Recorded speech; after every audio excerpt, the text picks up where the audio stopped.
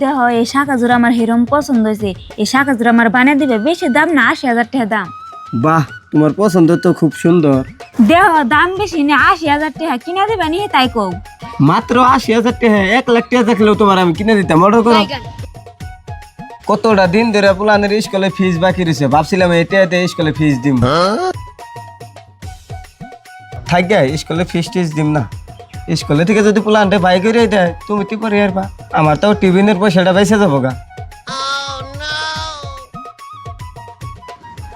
15 তারিখে গাড়ির কিস্তিও দেন একটাছে। থাক গে, গাড়ি যদি নিয়ে যায় দুজনে আইডিয়া চলুম নি, দিম না কিস্তিতে।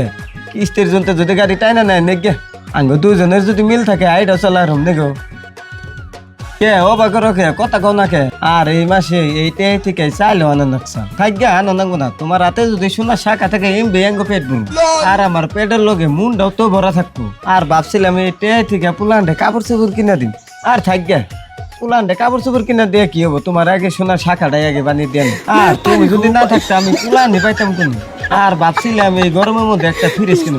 আর থাক গে, ফ্রিজ কিনে কি করবো, বোতলে পানি খেলেই হবো। তোমার রাতে তো সোনার শাখা থাকবোই। আর এইটা দিয়ে আর এটা থেকে কি বাকি রাখছো কিনবার নিগে? তুমি যেটি হিসাব দিলা তোমার হিসাবে না আরো 80,000 টাকা কমই পড়ছে।